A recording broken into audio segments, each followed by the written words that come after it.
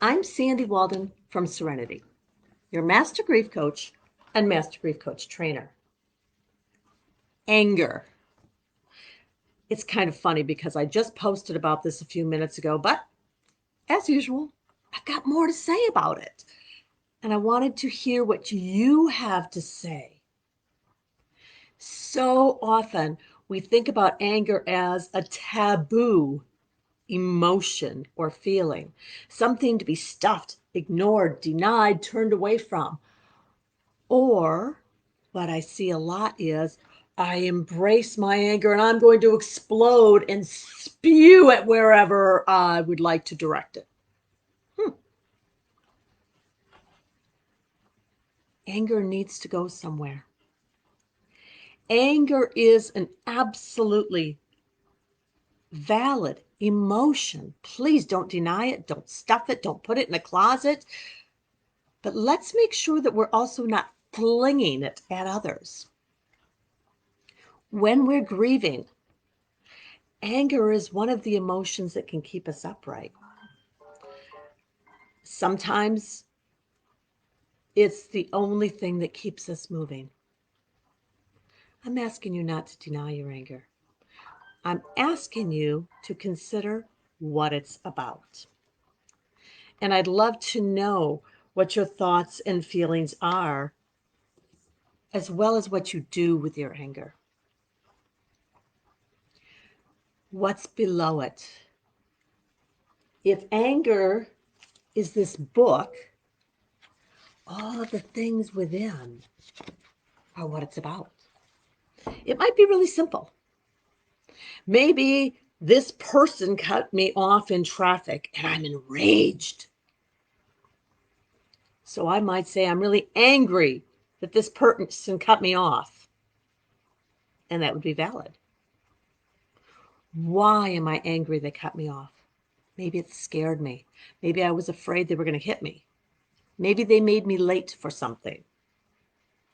Maybe I had a past experience and this ended up in something awful.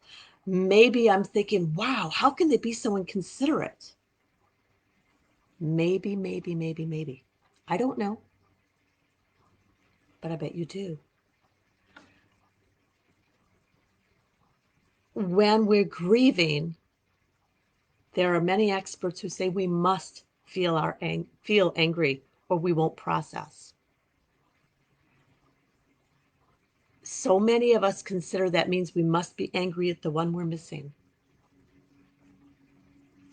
I take it a different way. I take it as if anger shows up, ask it what message it has to send to us.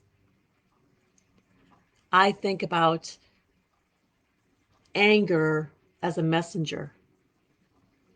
What are you telling me? What are you sharing with me? Am I hurt that this person isn't here?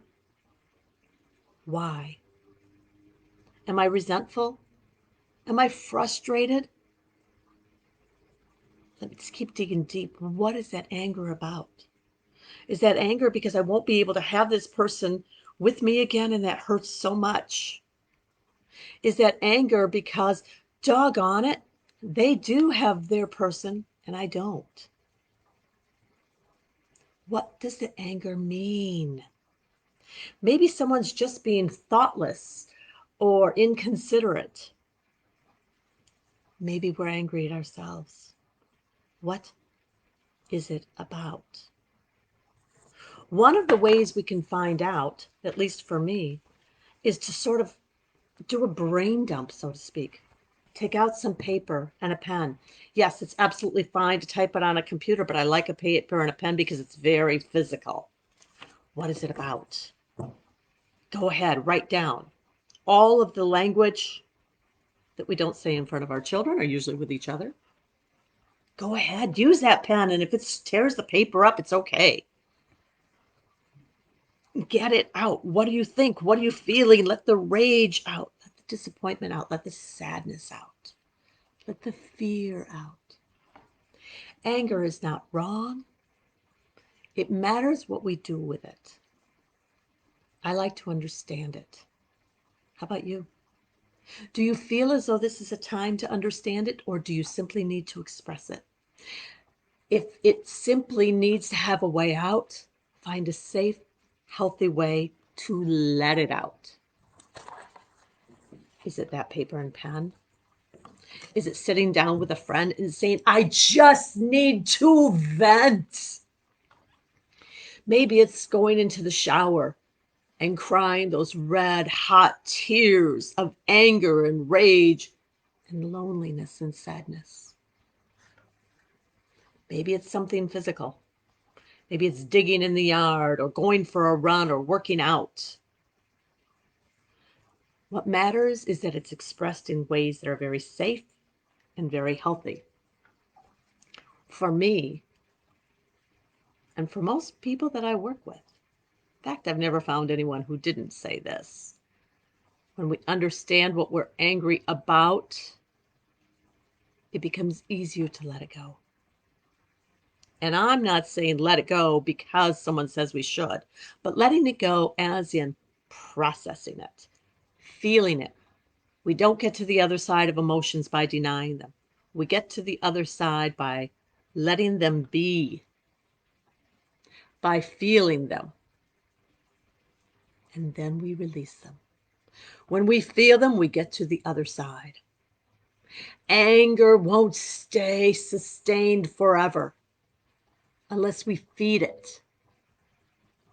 But when we can become clear about what it is, and then we begin expressing it in a safe, healthy way, having a yell, stomping my feet, maybe creating amazing art. Don't worry about whether it's beautiful. Just get it out there. Fling that paint. Throw that dirt. Do what you need to do in a way that's safe and healthy. Let's make sure we don't fling our hurt on someone else. Sometimes we might feel that I hurt so much, I want you to hurt too. But when we do that, we've hurt someone else, and we often feel guilt and recrimination. And that's why I'm asking you to find the way that's safe and healthy for you. Let's talk about it. Please share how you release anger that's safe and healthy for you, that brings a little bit of healing. It's not all at once. It's a little bit.